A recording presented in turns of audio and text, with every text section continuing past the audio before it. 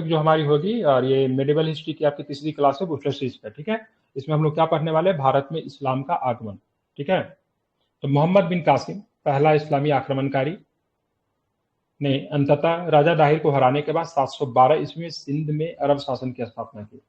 तो मोहम्मद बिन कासिम ने राजा दाहिर को हराया था कब, तो 712 ईस्वी में। ठीक है, राजा दाहिर की बात करें, वो सिंध के शासक थे और हिंदू थे। ठीक है, तो मोहम्मद बिन कासिम को इसको हराने में क्या मिली, सफलता मिली, और उसने मतलब क्या किया, सिंध पे मतलब क्या किया था, अरब शासन को स्थापना किया। उसके बाद आता महमूद गजनवी। महमूद गजनवी की बात करें तो भारत पे 17 बार आक्रमण किया। कितने बार आक्रमण किया इसने, 17 बार इसने भारत पे क्या किया, आक्रमण किया। इसको आपको ध्यान में रखना चाहिए। इस्लाम के प्रति अपनी सेवा के लिए पुरस्कार के रूप में उसे अब्बासीद खलीफा से यामिन उद दौला की उपाधि मिली थी। ठीक है, तो इसके यामिन उद दौला की उपाधि के नाम से कौन सुशोभित था, इस नाम से उपाधि से कौन सुशोभित था, तो ध्यान रखेंगे कौन था, तो महमूद गजनी। ठीक है, तो महमूद गजनी की बात करें कितने बार भारत पर आक्रमण किया, तो 17 बार इसने मतलब क्या किया, भारत पर इसने आक्रमण किया। 1001 में जयपाल जो कि हिंदू शाही के शासक थे उसको हराता है। बहिंद के लड़ाई में आनंदपाल जयपाल के बेटे को हराया। ठीक है, तो 1001 में जयपाल को इन्होंने हराया, ध्यान में रखेंगे, महत्वपूर्ण है। और उसके बाद आप देखोगे घटना की बात करेंगे तो आपकी घटना 1008 और 9 की आनंदपाल को भी हराया जो कि जयपाल के बेटे थे। तो हिंदू शाही शासक के खिलाफ जब इसकी लड़ाई जब होती है तो उस समय वहां के शासक कौन थे, तो जयपाल थे, ध्यान में रखेंगे। अब बहिंद की लड़ाई में महमूद गजनवी ने किसे हराया था, आनंदपाल में, आनंदपाल को पराजित किया जो कि जयपाल के पुत्र थे।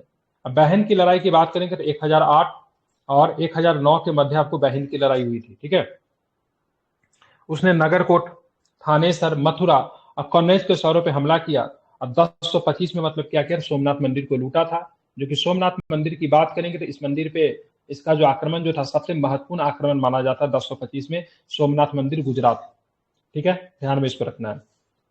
तो 17 बार भारत पर आक्रमण किया, यामिन उद दौला की उपाधि मिली थी, बहन की लड़ाई में आनंदपाल को पराजित किया और 1025 में क्या किया था, सोमनाथ मंदिर पे क्या किया, तो इन्होंने क्या किया, आक्रमण किया। इसको आपको ध्यान में रखना है।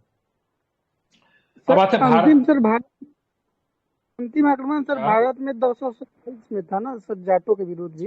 अंतिम आक्रमण की बात करेंगे तो जाटों के विरुद्ध इसकी अंतिम आक्रमण था। जब सोमनाथ मंदिर को लूट के जब लौट रहा था तो जाटों ने इस पर आक्रमण किया और कुछ संपत्ति को इनसे लूट लिया। ठीक है, महमूद गजनवी से जब कुछ संपत्ति को जब लूट लिया गया तो उसके बाद जाटों के खिलाफ इसने अंतिम आक्रमण किया 1 साल के बाद। ठीक है, अब बात करेंगे महमूद गौरी। देखिए महमूद गजनवी का महमूद गजनी भी कहते हैं, तो कंफ्यूज मत होइएगा। गजनवी इसका नाम था, गजनी का ये शासक था, इसके लिए इसके नाम में क्या लगा था, गजनी लगा हुआ था। ठीक है, तो ध्यान में आपको ये रखना है। ठीक है, इंपॉर्टेंट है। अब आते हैं मोहम्मद गौरी। मोहम्मद गौरी की बात करेंगे तो मोहम्मद गौरी पहला, ध्यान रखना, मोहम्मद गौरी की बात करेंगे तो पहला मतलब क्या था, आक्रमण की बात करेंगे तो मुल्तान के विरुद्ध था। तो मोहम्मद गौरी का पहला आक्रमण किसके विरुद्ध था, मुल्तान के विरुद्ध था। इसको ध्यान में रखेंगे। 1178-79 में माउंट आबू के पास, ठीक है, कायादारा की लड़ाई में उसने गुजरात के राजा भीमदेव द्वितीय ने हराया था। तो ये पूछा है मोहम्मद गौरी को किसने हराया था, तो भीमदेव द्वितीय ने हराया था, जो कि गुजरात के चालुक्य या फिर सोलंकी वंश का था। और कहां पे लड़ाई हुई थी, तो माउंट आबू के पास में ये लड़ाई हुई थी। और इसको हराने का भीमदेव द्वितीय ने किसे हराया था, तो गौरी को पराजित किया था। ठीक है, ध्यान में रखेंगे। लड़ाई का नाम क्या था, तो कायादारा की लड़ाई। ठीक है, कहां पे हुआ था, तो माउंट आबू के पास में हुआ था, माउंट आबू पर्वत के पास में हुआ था। यहाँ पे भीमदेव द्वितीय ने मतलब क्या किया था, मोहम्मद गौरी को हराया। अब जो प्रश्न जो पूछा जाता है, पृथ्वीराज के साथ इसकी 2 लड़ाई होती है। पृथ्वीराज चौहान, जिनको पृथ्वीराज तृतीय के नाम से भी जानते हैं। ठीक है, तो पृथ्वीराज चौहान को क्या नाम था, तो पृथ्वीराज चौहान का नाम पृथ्वीराज तृतीय था।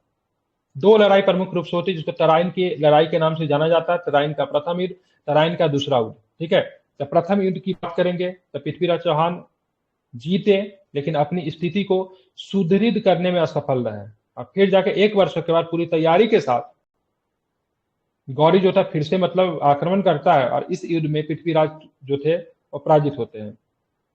फिर चंदावर का युद्ध होता है। मोहम्मद गौरी जयचंद जो कि गढ़वाल के राजा थे, तो मोहम्मद गौरी ने जयचंद को, कन्नौज के गढ़वाल राजा थे, उनको मतलब क्या किया, पराजित किया।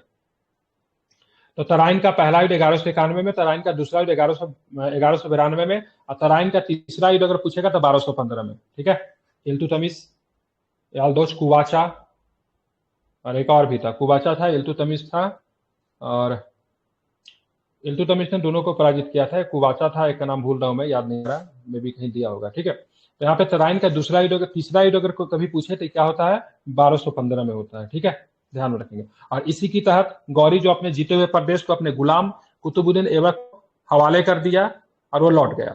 ठीक है, बाद में कुछ समय के बाद उसकी मृत्यु हो जाती है। तो यही कुतुबुद्दीन ऐबक जो था दिल्ली में दिल्ली सल्तनत की नींव डालता है। ठीक है, तो कुतुबुद्दीन ऐबक ने दिल्ली पे जिस सल्तनत का नींव डाला उसको दिल्ली सल्तनत कहते हैं। ठीक है, ध्यान में रखेंगे, जो कि गुलाम वंश, क्योंकि वो गुलाम था, जिसने गुलाम वंश की नींव रखी। ठीक है, तो कुतुबुद्दीन ऐबक ने गौरी की मृत्यु पर गजनी से अपने संबंध तोड़ लिए और भारत गुलाम वंश की स्थापना की और खुद को सुल्तान घोषित किया और अपनी राजधानी किसे बनाई, लाहौर को राजधानी बनाई। तो दिल्ली सल्तनत की भले इसने स्थापना किया, लेकिन इसकी राजधानी लाहौर हुआ करती थी, और राजधानी को दिल्ली लाने का श्रेय जो जाता है किसे जाता है, इल्तुतमिश को जाता है। तो इल्तुतमिश ने राजधानी को मतलब दिल्ली वापस लेकर आया। लाख बख्श कहते हैं क्योंकि लाखों का दान देने वाला था। ठीक है, ध्यान में रखेंगे। 2 मस्जिदें बनाई, दिल्ली में कुतुबुल इस्लाम मस्जिद बनाई, जो कि मतलब आपको लाल किला जो आगे चल के जो बनता है उसी के पास में कुतुबुल इस्लाम मस्जिद आपको दिल्ली में आपको देखने को मिलेगा। ठीक है, अजमेर में 2.5 दिन की झोपड़ा बनाई, जो कि कभी क्या था, तो वहां पे एक संस्कृत विद्यालय हुआ करता था, उसको तोड़ के 2.5 दिन की झोपड़ा बनाई थी इसने। ठीक है, एक जैन मंदिर को भी तोड़ा था और वहीं पे एक संस्कृत विद्यालय भी हुआ करता था। ठीक है, इसको आपको ध्यान में रखना है, महत्वपूर्ण है। आगे चल के देखोगे तो उसने 2 मस्जिदें बनाई। कुतुबुल इस्लाम मस्जिद कहाँ पे था, दिल्ली में था। 2.5 दिन की झोपड़ा की बात है, 2.5 दिन की कहाँ पे, तो क्या बताओगे, बिल्कुल ठीक है, ध्यान में रखना, इंपॉर्टेंट है, महत्वपूर्ण है, इसे आप याद रखेंगे। अब आगे चलेंगे तो आगे कौन सा प्रश्न है उसको भी जरा हम लोग ध्यान से देखते हैं। तो सूफी संत ख्वाजा कुतुबुद्दीन बख्तियार काकी के सम्मान में इसने कुतुब मीनार का निर्माण करवाया। हालांकि इसको पूरा वो नहीं करवा पाया, पूरा करवाने का श्रेय किसे जाता है, किसने पूरा करवाया, तो क्या बताएंगे, इल्तुतमिश से पूरा करवाया। ठीक है, हसन निजामी की बात कहते हैं, इसके संरक्षण में एक किताब लिखा जो कि बीपीएससी कई बार पूछता है। ठीक है, पहली पुस्तक मानी जाती है दिल्ली सल्तनत की जानकारी प्राप्त करने के लिए। पुस्तक का नाम क्या है, ताजुल मासीर।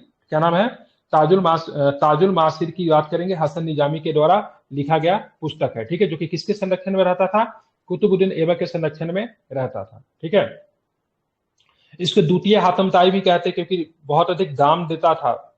ठीक है, लाख बख्श भी कहते थे, हातिम ताई के नाम से भी इसको जाना जाता था। इसकी मृत्यु की बात करेंगे तो 1210 ईस्वी में। ठीक है, क्या होता है, घोड़ा से गिरने की वजह से हो जाती है, पोलो खेल रहा था तो घोड़े की गिरने की वजह से इसकी मृत्यु हो जाती है, लाहौर में ही हो जाती है। ठीक है, अब आते हैं इसका जो दामाद था और इसका गुलाम भी था जिसका नाम था शम्स उद्दीन इल्तुतमिश। 1210 में शासक बनेगा, अब 1236 तक रहेगा। ठीक है, वह ऐबक का गुलाम और दामाद था और उसके बेटे को हराने के बाद उसका उत्तराधिकारी बना। इसे गुलामों का गुलाम कहते हैं। और यहीं से आपको देखिए इलवरी तुर्क, ठीक है, दिल्ली सल्तनत के अंतर्गत गुलाम वंश के अंतर्गत गुलाम भी कई तरह के थे। ये जो था इलवरी तुर्क था, तो इसने जो दिल्ली सल्तनत पे गुलाम वंश के अंतर्गत जो वंश की जो स्थापना की उसको इलवरी तुर्क कहते हैं। ठीक है, ध्यान में रखेंगे, जो आगे तक बलबन के समय तक रहेगा। ठीक है, इसको गुलामों का गुलाम कहते थे कि कुतुबुद्दीन ऐबक खुद भी गौरी का गुलाम था और उसका ये गुलाम था, इसलिए क्या हो गया, ये गुलामों का गुलाम हो गया। ठीक है, ध्यान में रखना, अच्छा शासक था। इल्तुतमिश को उत्तर भारत में तुर्की विजय का वास्तविक संस्थापक भी माना जाता है। भारत में पहला मंगोल आक्रमण उसके शासनकाल में हुआ था, हालांकि मंगोल जो था भारत की सीमा में प्रवेश नहीं किया। ठीक है, मंगोल शासक जो था इसका नाम था चंगेज खान ने चंगेज खान से भारत को बचाया और इसकी बहुत बड़ी राजनीतिक सफलता मानी जाती है, क्योंकि मतलब ख्वारिज्म के जलाउद्दीन, ख्वारिज्म का जो राजकुमार था जिसका नाम मंगवर्णी। ठीक है, तो जब यहाँ पे मंगोल की लड़ाई किसके थी, ख्वारिज्म के शासक जलाउद्दीन से। तो मंगोल ने जब ख्वारिज्म पे जब चढ़ाई किया, जलाउद्दीन की जब मार दिया, तो वहां का जो राजकुमार जो था मंगवर्णी जो था वो भागा। इससे मारा से आप मुझे आश्रय दो, राजनीतिक आश्रय दो, किसे, इल्तुतमिश ने मना भी नहीं किया और दिया भी नहीं। ठीक है, टालते रहे। ठीक है, अगर इल्तुतमिश ने मंगवर्णी को अगर आश्रय दिया रहता तो चंगेज खान का कोप भाजन का उसको सामना करना पड़ता, कोप बनना पड़ता, ठीक है। लेकिन देने से इनकार कर दिया, इसीलिए चंगेज खान ने भारत पर आक्रमण नहीं किया, लेकिन भारत की सीमा के पास आ चुके थे, भारत की सीमा में उन्होंने प्रवेश नहीं किया और वो लौट गए। कहा जाता है चंगेज खान की डेट टाइम उम्र भी काफी अधिक हो गई थी और बीमार भी रहने लगे थे, इसलिए भी उसने भारत पर आक्रमण नहीं किया।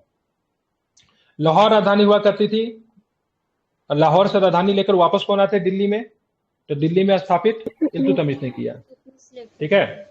बुखारा, समरकंद, बगदाद जैसे केंद्रों में आयातित कुलीन सैन्य दास को राज्यपाल और सेनापति नियुक्त किया। खुद दास था, इसलिए दास की कीमत को समझता था, तो इसको राज्यपाल और सेनापति तक इसने क्या किया, दासों को बनाए, जो कि समरकंद, बुखारा, बगदाद से लाए गए दास थे। उसने अपने सल्तनत को चलाने के लिए एक गुट बनाया जिसको बोले तुर्क ए चहलगानी। ये 40 तुर्क अमीरों का एक गुट था, जो कि मतलब क्या काम था, ये शासक को एडवाइस करता था, आपको प्रशासन इस प्रकार से चलाना था, मंत्री परिषद की तरह कार्य करता था। लेकिन इसने आगे चल के इसमें गुटबाजी होने लगा। इल्तुतमिश के मरने के बाद इसने शासक को बनाने और हटाने में प्रमुख भूमिका निभाई, ठीक है। रजिया को शासक न बनने देने में सबसे बड़ा रोल इन्हीं का था। जब बलबन जब शासक बना, इसमें एक बलबन भी था, इसी 40 सरदारों में बलबन भी था। जब बलबन जब शासक बना तो इसके अंदर की बातों को जानता था, तो बलबन ने क्या किया, इसको समाप्त कर दिया। तो इल्तुतमिश ने इसे बनाया और बलबन ने क्या किया, इसे समाप्त कर दिया। इसने 2 सिक्के चलवाए, जो कि कई बार जो दिल्ली सल्तनत काल के मूल सिक्के थे, तो तांबे के सिक्के चलाए जिसको जीतल कहते हैं, और चांदी का सिक्का चला उसको टाका कहते हैं, ठीक है। तो इल्तुतमिश ने 2 सिक्के चलाए, जो कि तांबे का था, इसको जीतल कहते हैं, और चांदी की बात करेंगे तो चांदी के सिक्कों को क्या बोलते हैं, टाका कहते हैं। ध्यान में इसको रखेंगे, ध्यान में रखिएगा, महत्वपूर्ण है, ठीक है, पूछा जाता है कई बार एग्जाम में।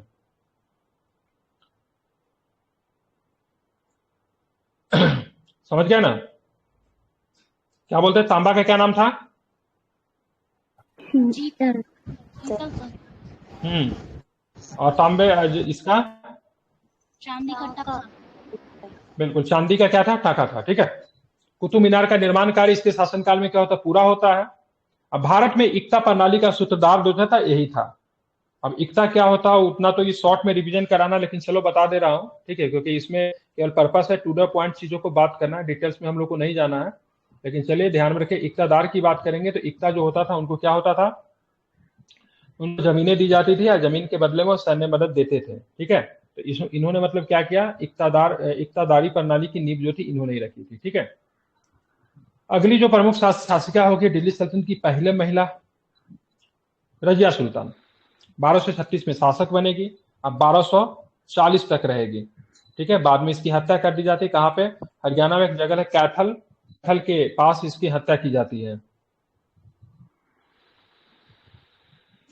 ठीक है। यह सल्तनत की एकमात्र महिला मुस्लिम शासिका थी। इब्न बतूता के अनुसार उसने घोड़ों की सवारी करके, हथियारबंद होकर, घूंघट प्रणाली को त्याग कर, ठीक है, पुरुष की तरह मतलब क्या किया, तो इन्होंने चोगा वगैरह पहनना मतलब शुरू किया, और युद्ध में सेना के नेतृत्व और उनके मानदंडों को मतलब क्या की, चुनौती दी। उसके शासनकाल के दौरान राजशाही और तुर्की सरदार जो कि चहलगानी जो थे, बीच में सत्ता का मतलब क्या होना, संघर्ष होने लगा, क्योंकि एज ए शासक के तौर पे नहीं स्वीकार करना चाहता। अगर बोले तुर्की, अगर पूछा जाएगा कभी, ठीक है, रजिया सुल्तान की असफलता का सबसे बड़ा कारण क्या है, तो उसका महिला होना, ठीक है। अमीर याकुर की बात करेंगे तो घोड़ा का सरदार होता था, अस्तबल का स्वामी होता था, सबसे महत्वपूर्ण पद था। इस पद पे एक गुलाम को नियुक्त किया जिसका नाम था याकूत, जलाउद्दीन याकूत को पदोन्नति दी। तो जलाउद्दीन याकूत की बात करेंगे तो घोड़ों के अस्तबल के स्वामी था। तुर्की कुलीनों को नाराज कर दिया। बाद में दक्षिण पंजाब में विद्रोह के दबाव के दौरान रजिया सुल्तान की हत्या कर दी गई। हत्या कहां पे हुई थी, कैथल में इसकी हत्या होती, ठीक है। अल्तुतुनिया से इसने विवाह की थी, ठीक है। बलबन सबसे प्रमुख शासक में बलबन भी आपका दिल्ली सल्तनत का, आप इसको गिन सकते हो। बलबन से पहले नसरुद्दीन महमूद शासक बने थे, जो कि इसके दामाद थे। अपने दामाद के मरने के बाद क्या होता है, ये शासक बनता है। वो आलोचना को बर्दाश्त नहीं करता था और बेहद निरंकुश था। शक्ति के केंद्र में खुद को मानता था। राजत्व का सिद्धांत बलबन ने दिया, जिसका मतलब ये होता था कि अगर शासक अगर धरती पे अगर शासन अगर कर रहा है तो वह ईश्वर का प्रतिनिधित्व है, और ईश्वर के प्रतिनिधित्व के खिलाफ अगर तुम कह रहे हो तो ईश्वर के खिलाफ तुम जा रहे हो, ठीक है। तो अपने आप को आलोचना बिल्कुल भी बर्दाश्त नहीं करता था, और उसने जिल्ले इलाही की उपाधि धारण की। और उसने देखा कि भाई साहब ये तुर्क के चहलगानी किसी का नहीं है, ठीक है, क्योंकि इल्तुतमिश के बाद किसी भी प्रमुख शासक को इसने शासन ढंग से करने नहीं दिया था, तो इसने क्या किया, उसको समाप्त कर दिया। ठीक है, सिजदा प्रणाली, पैबोस प्रणाली को इसने लागू किया। ये दोनों का दोनों ईरानी प्रथा थी। क्या थी? ईरानी प्रथा थी, क्योंकि तुर्क अमीरों का काफी मनोबल बढ़ गया था, इसलिए ईरानी को मतलब इन्होंने प्रसन्न करने के लिए दो प्रथा शुरुआत की, जिसका नाम क्या, सिजदा। सिजदा का मतलब होता है सर झुककर प्रणाम करना, और पैबोस का मतलब होता है राजा का पैर चूमना। यह प्रथा इसलिए लाया गया ताकि मतलब जो अमीर जो मिलने आए तो उसको लगेगा कि भाई तुम कहाँ हो, हम कहाँ हैं। ठीक है, तुम हमारे सत्ता को चुनौती तुम नहीं दे सकते हो। ठीक है, इस बात के प्रतीक थे कि कुलीन लोग उसके बराबर नहीं थे। ठीक है, तो कोई भी रहे मैटर नहीं करता, नियम है, कानून है, तुमको वो प्रथा करना पड़ेगा, इससे तुम्हारी जगह तुमको पता रहेगी, इससे तुम कहाँ हो। ठीक है, हालांकि इस प्रथा को आगे चल के मुगल शासक शाहजहां ने पूरी तरीके से हटा दिया, क्योंकि शाहजहां का ऐसा मानना था कि अगर कोई सर झुका रहा है या फिर किसी को पैर चूम रहा है तो ये प्रथा केवल ईश्वर के लिए ही होना चाहिए।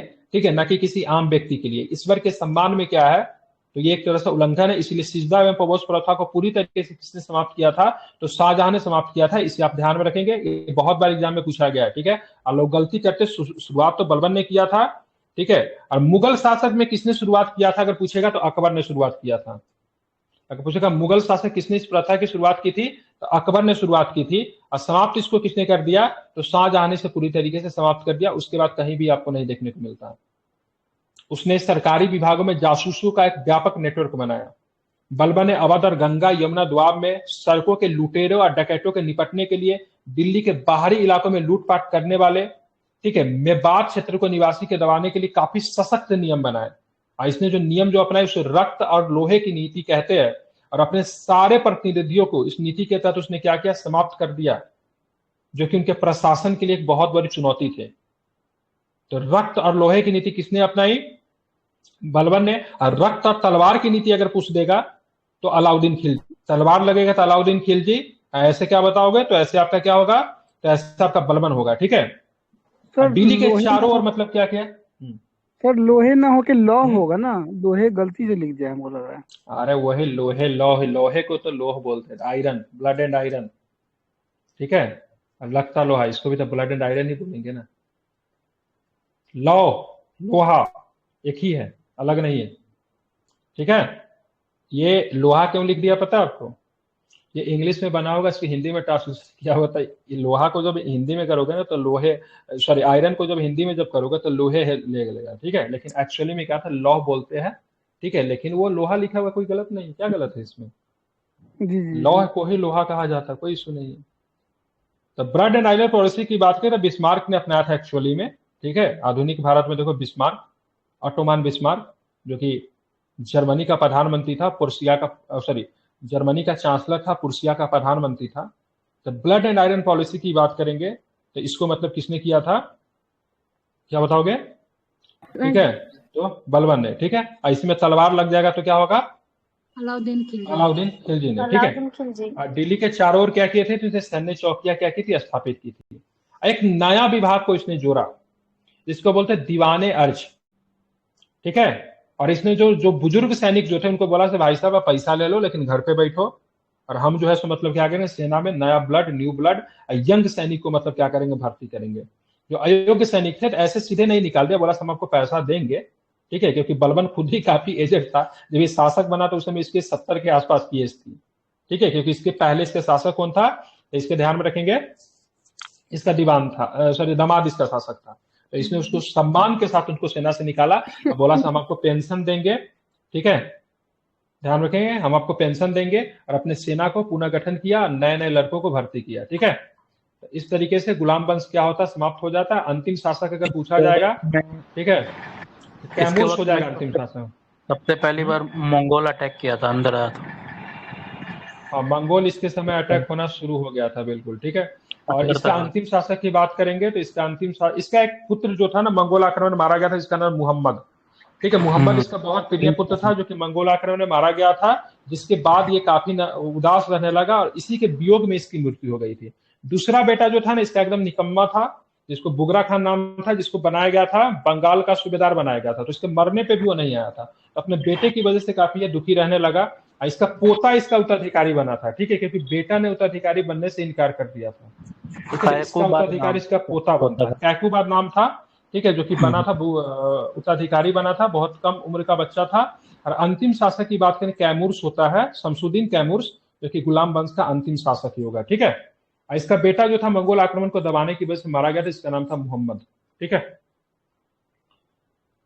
हालांकि ये पीडीएफ जो है ना सर डिटेल्स में नहीं है, इसमें टू द पॉइंट चीजों को बात किया गया है। हालांकि ये केवल आप पढ़ोगे, जब मैं 71 में जब पढ़ाऊंगा, ये बूस्टर सीरीज है। ठीक है, ये केवल टू द पॉइंट चीजों को बताया गया है। ठीक है, मतलब बेसिक चीज को कवर किया है। हालांकि जब मैं बीपीएससी के लिए 71 के लिए पढ़ाऊंगा तो केवल मंगोल के लिए प्रॉपर 2 से 2.5 घंटा की क्लास होगी। सॉरी, केवल इसी के लिए क्या बलबन के जो प्रशासन के ऊपर कम से कम 1.5 से 2 घंटा की क्लास होगी। ठीक है, तो उसके लिए अलग से रहेगा, लेकिन इसमें केवल रिवीजन सीरीज है, इसको टू द पॉइंट चीजों को समाप्त करना है। ठीक है, अब आते हैं, मुझे लगता है बीपीएससी के लिए इनफ है, क्योंकि बीपीएससी में हिस्ट्री बहुत ज्यादा टफ अभी तक इतिहास रहा नहीं पूछा है। ठीक है, तो यहाँ से भी प्रश्न आपको देखने को मिलेंगे। अब आते हैं जलाउद्दीन खिलजी। जलाउद्दीन खिलजी की बात, अभी तक जो दिल्ली पे जो शासन जो कर रहे थे सबके सब तुर्क वगैरह हुआ करते, लेकिन ये अफगान थे। क्या थे?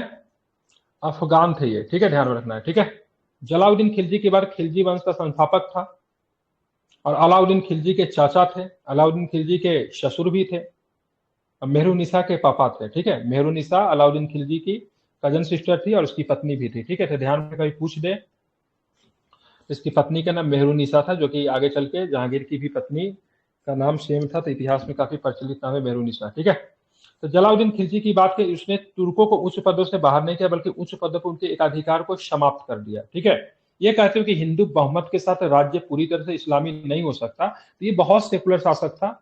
और इसने ये भी कहा था कि देखिए, मैं एक बहुत ही बूढ़ा सुल्तान हूँ, अब मुझे कोई भी शौक नहीं से मैं अपने क्या करूं, अपने मुसलमानों का मतलब क्या रक्त बहाऊं। ठीक है, हिंदू के बारे में कहता था देखिए, भारत क्या हिंदुओं का देश है, और यहाँ पे इस्लामी सारी चीजें से मतलब पूरी तरीके से हम चाहे कि इस्लामिक स्टेट बना दे, इस्लामी राज्य बना दे, तो ये संभव नहीं है, क्योंकि हिंदू यहाँ पे क्या बहुमत में है। तो ये थोड़ा क्या बोलते हैं, लिबरल टाइप का जो था बिल्कुल था। समझे नहीं, अलाउद्दीन खिलजी का ठीक विपरीत था। अलाउद्दीन खिलजी जलाउद्दीन खिलजी के ठीक विपरीत था।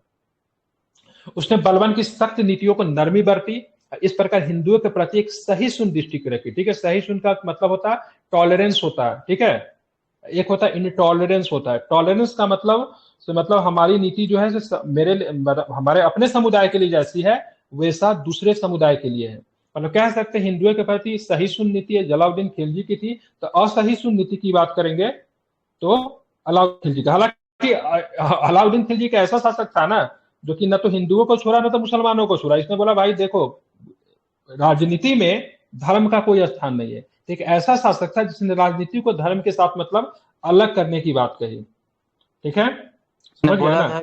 मैं मतलब मैं वो नहीं करता जो शरीयत में अलाउड है। हाँ मैं बिल्कुल। वही ठीक है, तो इसीलिए और दूसरी बात इसका उलेमा की बात करेंगे, काजी की बात करेंगे, प्रमुख इस्लामिक गुरु की बात को, वो भी इनका कुछ बिगाड़ नहीं पाए, जो काफी सशक्त शासक था। इसने जितने इनामी भूमि जो थी, जो कि उलेमाओं वगैरह के भूमि वगैरह दी गई थी, सारे भूमि को सबसे वापस ले लिया। सबको किस भूमि में परिवर्तित कर दिया? तो सबको खालसा भूमि बना दिया। खालसा भूमि का मतलब होता है स्टेट ऑन भूमि होता है, जिसमें मतलब राजा का या फिर राज्य का सीधा प्रतिनिधित्व होता है। तो विद्वानों को दी जाती थी, मिल्कियत के रूप में भूमि मिलती थी, उलेमाओं को दी जाती थी। ठीक है, प्रसन्न करने के लिए, ताकि वो राजा का समर्थन बने रहे। तो सारे भूमि को क्या किया इसने वापस लेकर, और उसको मतलब क्या किया, खालसा भूमि में परिवर्तित कर दिया। और अपने चाचा की भी हत्या कर दी।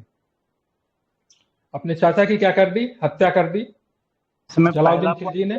तो सही नहीं है, सिकंदर आजम नहीं बोला था, सिकंदर सानी बोला था। सानी मतलब होता है मतलब सेकंड। हाँ, सिकंदर सानी का कहने का मतलब, सिकंदर सानी अपने आप को कहा था विश्व विजेता, मतलब इसने अपने आप को बताने की कोशिश करी। कहाँ पे लिखा हुआ सिकंदर आजम? कहाँ लिखा हुआ ये? देखिए ना, पहला ही है। हाँ, उसने सिकंदर आजम की उपाधि सिकंदर साना, ठीक है, सिकंदर सानी की उपाधि इसने धारण की थी, आजम लिख दिया हुआ। ठीक है, और उसने उस समय तो चेहरा कैसा होता था सैनिक का, और घोड़े की दागने की प्रथा का भी शुरुआत इसने किया था। ठीक है, ध्यान में रखेंगे। लूट के हिस्से के बजाय सैनिकों को नगद भुगतान करने वाला पहला सुल्तान था। ठीक है, और इसने मतलब क्या किया था, जो लूट का जो हिस्सा होता था ना, 1/5, एक था 4/5। ठीक है, तो 4/5 बोला भाई मेरा रहेगा, और 1/5 तुम्हारा रहेगा। मतलब 80% बोला से राजा का हिस्सा होगा, अब 20% की बात करेंगे जो लूट कर लाएगा उसका सैनिक का हिस्सा होगा। ठीक है, ये अभी उल्टा चल रहा था, जो लूट के लाते थे उनका ज्यादा होता था और राजा का कम होता था। इसने ठीक उसको परिवर्तन कर दिया है। और इसके समय राजस्व का दर भी बहुत ज्यादा था, इसने 50% कर लगाया था। ठीक है, रीजन क्या था?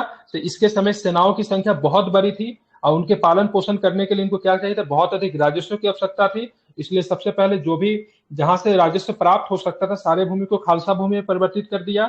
ठीक है, खम्स जो था, लूट का धन था, उसका अधिक हिस्सा अपने पास रखा और साथ में राजस्व की मतलब कर की बढ़ाकर कितना कर दिया? तो 50% इसने कर को बढ़ाकर कर दिया। ठीक है, और दिल्ली सल्तनत की बात करें सभी शासकों में, ठीक है, इसकी सबसे बड़ी सेना थी और अस्थायी सेना थी। ठीक है, और इसने अस्थायी सेना रखा और सबको नगद में सैलरी भी देना मतलब शुरू किया। उसने तरगी के नेतृत्व में, ठीक है, मंगोल आक्रमण के खिलाफ बचाव किया, जिसने दिल्ली तक आकर शहर को घेरा। हालांकि मंगोल आक्रमण के समय जलालुद्दीन खिलजी के समय नेतृत्व कर रहा था। ठीक है, उस समय भी इसने अच्छे तरीके से दबा दिया था। जलालुद्दीन खिलजी के समय ही मंगोल आक्रमण हुए थे, लेकिन इसके समय भी मतलब क्या थे? अलाउद्दीन खिलजी के समय मंगोल आक्रमण हुए, इसने मंगोलों से संधि कर ली। अब मंगोलों को दिल्ली के पास आके मतलब बसा दिया। अब मंगोल जो थे उसको इस्लाम धर्म में परिवर्तन करवाया, जिसको क्या बोला गया? नव मुसलमान या फिर नवीन मुसलमान कहा गया। ठीक है, मंगोल इस्लाम धर्म, अगर मंगोलों का आप समझ रहे हैं, ठीक है, चंगेज खान से समझ लो इस्लाम धर्म को मानते थे, नहीं, मंगोलों का अपना धर्म था, वो इस्लाम को फॉलो नहीं करते थे। हालांकि इनके समय में क्या किया गया?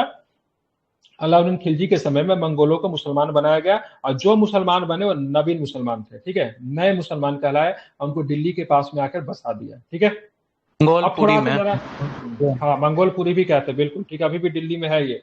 अब आते प्रशासन के ऊपर बात करते हैं। तो केंद्रीयकृत राजस्व संग्रह व्यवस्था थी, मतलब सीधे किसानों से संग्रह को वसूलता था। ठीक है, बीच में जो वो लोग जो थे क्या बोलते थे, बिचौली, उनको समाप्त कर दिया गया। कर नीति पर गरीबों पर बोझ डालने के बजाय मुख्य रूप से अमीरों को लक्षित किया। इसने कुछ नए कर इंट्रोड्यूस किए थे। ठीक है, कौन सा कर नया इंट्रोड्यूस किया था इसने? एक कर था घरी कर, ठीक है, एक कर था चराई कर। जो कि दुधारू पशुओं पर लगाया जाता था, ये घर पे लगाया जाता था। ये टैक्स तो अभी भी आप देते हो। ठीक है, नगर निगम को जो टैक्स जो लेता है तो घर के ऊपर होम टैक्स देता है ना, तो इसने ही इंट्रोड्यूस किए थे सबसे पहले। 2 नए टैक्स लगाए इसने, क्योंकि इसको पैसे चाहिए थे, क्योंकि सेना क्या थी? बहुत बड़ी थी और उतने बड़े सेना को रखने के लिए इसको पैसे चाहिए थे। पैसे कहाँ आ सकते थे? तो कर लगा के पैसे आ सकते थे। तो पारंपरिक गांव के अधिकारी खूट, जो कि छोटे जमींदार थे, अब मुकदम की बात के गांव के मुखिया को उनके पारंपरिक विशेषाधिकार से वंचित कर दिया। विशेषाधिकार क्या थे? तो इनके विशेषाधिकार थे, ये लोग मतलब गांव में सजा वगैरह सुना देते थे। ठीक है, थोड़ा सा पुलिसिंग अधिकार वगैरह था, तो इन सबसे इनको वंचित कर दिया गया। और उसने उन पर किसानों के समान ही कर लगाया। से तुम विशेषाधिकार, किसान अगर टैक्स दे रहे तुम भी मतलब टैक्स दो। और चराई कर को इंट्रोड्यूस किया, जो कि चरागाह कर था, मतलब चरागाह कर था, मतलब जो दुधारू पशु जो चारा को जो खाएंगे उसके एवज में उसने टैक्स लगा दिए। घरी कर की बात करेंगे, घर का कर था, जो कि उसके ऊपर भी इसने टैक्स लगाया। उसने साम्राज्य भर में संचार व्यवस्था बनाने के लिए डाक प्रणाली का भी विकसित किया। और इसके समय में जो जासूसी सेवा जो था ना, बहुत ही बेहतर हुआ करता था। ठीक है, तो रईसों की गतिविधियों और चर्चाओं की निगरानी के लिए जासूसी सेवा भी स्थापित किए थे। तो क्या वो शासक के खिलाफ कॉन्स्पिरेसी तो नहीं कर रहे हैं? ठीक है, उसने प्रसिद्ध रूप से घोषणा की कि राजा का कोई रिश्तेदारी नहीं होता है। और इन्होंने लोगों को मिलना भी उस पर बहुत अधिक तक प्रतिबंध लगा दिया था। तो सामूहिक समारोह वगैरह होता, उसमें बहुत सारे अमीर वगैरह मिलते थे, तो इनको हमेशा ये लगा रहा था ये लोग मिलेंगे तो आपस में क्या करेंगे? गुटबाजी करेंगे। और गुटबाजी किसके खिलाफ करेंगे? राजा के खिलाफ करेंगे। इसने आपको अपने आप को बोला भाई राजा का कोई रिश्तेदारी नहीं होता। और इसने मतलब क्या किया? बहुत सामूहिक समारोह वगैरह जो थे उस पर भी रोक लगा दिए थे। शराब और नशीले पदार्थों पे प्रतिबंध लगा दिया। जुआ खेलना भी इसने मतलब क्या किया? मना कर दिया। ठीक है, ध्यान में रखेंगे। और किसने मतलब महिलाओं का मतलब जो क्या बोलते हैं पीर के मजार उजार पे जाने पे प्रतिबंध किए थे? अलाउद्दीन खिलजी ने, फिर बलबन ने किया था। महिलाओं के पीर मजारों पे जाने का जो किसने किया था? बलबन ने किया था। ठीक है, वो खिलजी ने नहीं किया था, बलबन ने किया था। मतलब महिलाओं के, ठीक है, जो मजार वगैरह पे जाने को प्रतिबंधित बलबन ने किया था। ठीक है, बलबन ने किया था, उसके बाद फिरोज शाह तुगलक ने किया था।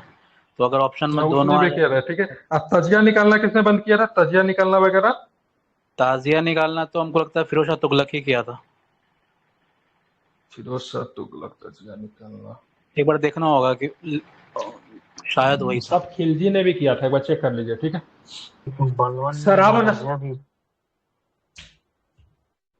शराब और नशीली नवरोज पदार्थों ने पर भी प्रतिबंध उसको लगा बोला दिया। था ना। नवरोज त्योहार की शुरुआत बलबन ने किया था, जो कि मतलब पारसियों का त्योहार था। देखिए तुर्क जो थे ना बलबन के खिलाफ थे, तो दूसरा अमीर समुदाय जो थे पारसी थे, तो पारसी को प्रसन्न करने के लिए उसने बहुत सारी प्रथाएं जो थी शुरू की थी, जो कि सीधे सीधे तुर्क जो थे उनको सरपास करना था। ठीक है, सिंपल रीजन था। उसने अपने अकाल आप को कम करने के लिए, प्यार का वंशज भी बोलता था हाँ बलबन। बिल्कुल ठीक है, जिल्दे इलाही कहता था, अपने आप को मतलब ईश्वर का प्रतिनिधित्व मानता था, राजत्व का सिद्धांत भी उसी ने दिए थे। ठीक है, तो शाही अन्न भंडार में अनाज भंडारित किया। मामूली वेतन पे एक बड़ी सेना को बनाए रखने के लिए उसने अनाज, कपड़ा, फल, पशुधन, यहाँ तक कि दासों और घोड़ों सहित वस्तुओं के लिए अधिकतम मूल्य निर्धारित करने का, आवश्यक वस्तुओं के लिए कम कीमतें सुनिश्चित की। ठीक है, मतलब उसने क्या किया, सेना सैलरी तो कम दिया, लेकिन उनके जरूरत का जो सामान था उसकी भी कीमत बहुत कम कर दी। अरे मान लीजिए आपको अगर 10,000 रुपया दे, ठीक है, और सामान का कीमत बहुत ज्यादा बढ़ा दे, तो क्या होगा, आपके पैसे समाप्त हो जाएंगे। लेकिन आपको 5,000 रुपया ही दे, लेकिन सामान का कीमत बहुत ही ज्यादा कम करेंगे, तो मतलब क्या होगा, फिर भी आपके पास बजट होगा। तो इसने सेना, बड़ी सेना थी तो सैलरी तो कम दिया, लेकिन उसका जो सामान वगैरह का कीमत था उसने मतलब क्या किया, बहुत ही कम कीमतों पे सबको अवेलेबल करवाया। इसलिए इसने जो प्रणाली को अपनाया, उस प्रणाली को कौन सा प्रणाली बोलते हैं, बाजार नियंत्रण प्रणाली। अभी की सरकार क्या कहती है, डब्ल्यूटीओ क्या कहता है भाई, ट्रेड को मतलब गवर्नमेंट से मतलब क्या है, फ्री रखना चाहिए, फ्री होना चाहिए। सरकार का मतलब व्यापार पे क्या होना चाहिए, किसी भी प्रकार का इंटरफेयर नहीं होना चाहिए, चाहे किसी देश की सरकार हो। उस समय इसने क्या किया, पूरी तरीके से मार्केट को क्या किया, कंट्रोल करने की कोशिश किया। ठीक है, चीजें की कीमतें एकदम फिक्स कर दी से, भाई तुम इससे ज्यादा बढ़ाओगे नहीं, अगर चीजें की कीमतें अगर बढ़ेगी तो वो शासक तय करेगा। ठीक है, इसके लिए इसने बहुत सारे ऑफिसर भी बना के रखे, जो कि आगे आ जाएगा। कालाबाजारी और जमाखोरी पर नजर रखने के लिए व्यापक गुप्तचर विभाग के माध्यम से मूल्य नियंत्रण किया गया। कपड़ा, चीनी, जड़ी बूटी, सूखे मेवे, मक्खन और दीपक की बात की सराय अदल में होता था। ठीक है, और बाकी जो दैनिक जरूरत की चीज जो थी ना, सराय अदल में आपको मिल जाता था। ठीक है, सारी दैनिक जरूरतें की चीजें जो थी इसी में सराय और अदल में ही आपको मिलता था। अब बाकी चीजें के लिए मतलब क्या करें, उसने अलग व्यवस्था बना रखी थी, जहाँ घोड़ा होता था, दास होता था, मवेशी की बिक्री होती थी। तो सराय अदल में क्या मिलता था, सारी जरूरत की चीजें। खराज की बात करेंगे, जो कि मतलब राजस्व था, जो कि किसानों के ऊपर लगता था, टैक्स के रूप में देना पड़ता था। वहां पे इसने क्या किया, 50% इसने बढ़ाकर कर दिया। ठीक है, और खराज एकत्र करने के लिए अधिकारी का एक विशेष पद बनाया, जिसे मुस्तक राज कहते थे, जो कि राजस्व विभाग का अधिकारी होता था। इनका काम होता था टैक्स के वसूल कर क्या करना, टैक्स वसूल कर क्या करना, तो इसको राजस्व संग्रहालय में जमा करना। ठीक है, तो एक अधिकारी बनाएगा मुस्तक राज, जिसका काम क्या था, तो राजस्व को इकट्ठा करना। और खराज, खराज क्या था, तो भूमि के ऊपर जो कर जो लगता था, ठीक है, लैंड रेवेन्यू जो होता था, उसको कहते थे 50% का हो गया था, जो कि सल्तनत कालीन शासक की बात में सर्वाधिक था। हालांकि मोहम्मद बिन तुगलक ने भी 50% लगाए थे, लेकिन सारे राज्य में नहीं लगाए थे, उसने दोआब क्षेत्र में केवल लगाए थे। लेकिन उसका दुर्भाग्य ऐसा था, जो कि सबसे उपज वाला क्षेत्र था दोआब क्षेत्र, लेकिन जैसे ही 50% की कर वृद्धि की, वहां पे क्या आ गया, सूखा पड़ गया। मतलब कैसे हुआ नहीं हुआ नहीं पता, इसी को दुर्भाग्य बोलते हैं। ठीक है, तो उसने केवल दोआब क्षेत्र में लगाई थी, इसने संपूर्ण राज्य में 50% लगा दिया। बिस्वा, बिस्वा का मतलब होता है बीघा, का उपयोग खेती योग्य भूमि की माप, उसकी इसकी उत्पादकता और गुणवत्ता के लिए किया जाता था। भूमि कर का भुगतान आमतौर पर लोग नगद में करना पड़ता था, ध्यान में रखेंगे, जिससे किसान को मुद्रा बाजार में जाना पड़ता था। जबकि द्वाब क्षेत्र में भविष्य में होने वाली कमी के लिए अनाज पर कर एकत्र किया जाता था। ठीक है, ध्यान में रखेंगे। तो मेनली जो था कर चुकाने के लिए क्या करते थे, तो कैश में ही मतलब क्या करते थे, कर को मतलब क्या करते थे, चुकाते थे। ठीक है, अब थोड़ा कला और वास्तुकला पे भी देख लेते, जहां से प्रश्न आपको पूछा जाता है। तो अपने दौर के कवियों में अमीर खुसरो और मीर हसन दहलवी का समर्थन किया। देखिए अमीर खुसरो की बात करेंगे ना, 7 से 8 सुल्तानों का कार्यकाल देखा था, लेकिन सबसे पहले बात करेंगे इसने कहां से शुरू किया था, तो ध्यान, अलाउद्दीन खिलजी के शासनकाल से शुरू किया था। कहां से शुरू किया था, तो अलाउद्दीन खिलजी के शासनकाल से शुरू किया था। अलाउद्दीन खिलजी के शासनकाल में थोड़ा चमचा टाइप का आदमी था। ठीक है, मतलब इसलिए सारे शासकों के यहाँ पे रहा। लेकिन इसमें अच्छी चीजें क्या थी, अपने आप को एकदम ताल ठोक के कहता था हम हिंदुस्तानी मुसलमान है। ठीक है, उस समय की बात करेंगे, सब आप को तुर्क कहलाना पसंद करते थे, क्योंकि अपने आप को बड़ा बना थे, लेकिन इन्होंने अपने आप को हिंदुस्तानी मुसलमान कहना शुरू किया। हिंदी की जो खरी बोली थी उसका मतलब भी समर्थन किया। लेकिन ये जो थे थोड़ा सा, जैसे बहुत सारे संत वगैरह क्या थे, वो सुल्तान को सीधे मतलब क्या करते थे, उनका विरोध करते। औलिया क्या थे, औलिया ने खिलजी को बोला था तुम इधर से आओगे तो मैं उधर से निकल जाऊंगा। गयासुद्दीन तुगलक को मैंने हुनूर दिल्ली दुरस्त थी, तो सुल्तान के एकदम विद्रोही थे, ठीक है। ये जो थे कुछ ऐसे भी हुए जो कि अमीर खुसरो टाइप के, और सुल्तान के ज्यादातर राज परिसर में रहना पसंद किया, ठीक है। तो कई तरह के संत आपको देखने को मिलेंगे, लेकिन ये राजघराना के काफी करीब थे अमीर खुसरो, ठीक है। इनको तूतीय हिंद या फिर भारत का तोता भी, हिंदुस्तान का तोता भी इनको कहते थे, ठीक है। साथ में हसन देहलवी का भी, मीर हसन देहलवी का भी अलाउद्दीन खिलजी ने समर्थन किया, ठीक है। और तूतीय हिंद की बात को उपाधि से भी इसे सम्मानित किया गया था। और खुजान उल फुतू, ठीक है, इसमें अलाउद्दीन खिलजी के द्वारा विजयों का वर्णन आपको अमीर खुसरो के द्वारा किया गया है। अब वास्तुकला के क्षेत्र में बात का, अलाई दरवाजा के निर्माण करवाया, जो कि बोला जाता है भाई साहब इंडो इस्लामिक कल्चर का बहुत सुंदर एग्जाम्पल आपको यहाँ पे देखने को मिलेगा, ठीक है। अलाई दरवाजा, ठीक है, ये कुतुबुल इस्लाम मस्जिद का दक्षिणी प्रवेश द्वार है। और अलाई दरवाजे की बात करेंगे, कुतुब मीनार परिसर महलौरी दिल्ली में जो स्थित है, उसका मतलब ये प्रवेश द्वार आपको है, ठीक है। सीरी का किला में, ये सीरी का किला पर गैरिसन था, क्या था? गैरिसन समझते हैं ना क्या होता है? गैरिसन क्या होता है? जहां पर सैनिक रहते हैं, ठीक है, जहां पे सैनिक रहते हैं। तो शहर से थोड़ा दूर इन्हें किला बनाया था, जो कि सैनिकों के रहने के लिए था, ताकि आक्रमण जैसी चीजों से मतलब क्या हो सके, बचा जा सके, ठीक है। तो सीरी का किला 1303 में कुतुब मीनार के परिसर में स्थापित किया। मस्जिद जमात खाना की बात करेंगे, ये निजामुद्दीन औलिया की दरगाह के परिसर में बनी थी, ठीक है। निजामुद्दीन औलिया, ठीक है, ध्यान में रखेंगे, ठीक है। तो मस्जिद जमाते खानम, सीरी का किला 1303, अलाई दरवाजा 1311। ये कुछ ज्यादा तो रचना तो इसके समय में नहीं हुआ, इसलिए बोलते काला का बहुत बड़ा प्रशंसक ये नहीं था, ठीक है, ध्यान में रखेंगे। लेकिन कुछ चीजों की रचना है जो कि बहुत ही सुंदर नमूना है। अलाई दरवाजा के बारे में तो कुछ विद्वान जो थे काफी प्रशंसा करके बहुत अच्छी अच्छी बातें कहते हैं, मुझे याद नहीं आ रहा एक्चुअली के, लेकिन किसी ने अलाई दरवाजा का बहुत ज्यादा प्रशंसा किया था, ठीक है, नाम भूल रहा हूं, ठीक है। तो इसको आपको ध्यान में रखना है। अब हम लोग पढ़ लिए गुलाम, ठीक है, हमने खिलजी पढ़ लिया। अब तुगलक पढ़ेंगे, फिर सैयद पढ़ेंगे, फिर लोदी पढ़ेंगे, ठीक है। तो तुगलक के बारे में हम लोग क्या करेंगे, कल के क्लास में पढ़ेंगे, क्योंकि ये लंबा होता है, ठीक है। तुगलक सभी लोग पढ़कर आइएगा। और तुगलक शासनकाल की बात करेंगे तो सबसे लंबा समय तक चला था, ठीक है, 94 वर्षों तक ये शासक चला था, 1414 तक, कहीं कभी 1413 भी रखा रहता है, ठीक है। ये बहुत लंबे समय तक चलने वाला था, ठीक है। और सबसे कम समय तक बात के खिलजी चला था, मात्र 30 वर्षों तक खिलजी हो जाएगा, ठीक है। उसके बाद अगर हम बात करेंगे सैयद की बात करेंगे, सैयद 37 वर्षों तक था, 94 ईयर्स तक था, बहुत लंबे समय तक चला था। तो कल सभी लोग इसको पढ़कर आएंगे, ठीक है, क्लियर। तो कल हम लोग क्लास ही वाला वही 12 बजे के आसपास क्लासेस होती है, जिसमें रिवीजन कर रहे हैं, ठीक है। मॉडर्न खत्म किया उसमें, तो अभी हम लोग इसको रिवीजन कर रहे हैं। इसमें रिवीजन की चीजों को ही ऐड करते रहेंगे, ठीक है।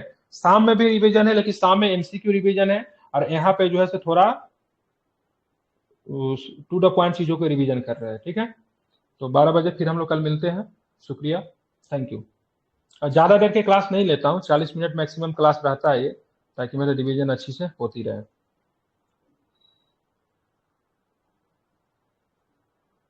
चलिए ठीक है, थैंक यू। पढ़ कर आया कीजिए, ठीक है। तुगलक कल सभी लोग पढ़ कर आएंगे, और जितना आज मैंने बताया उस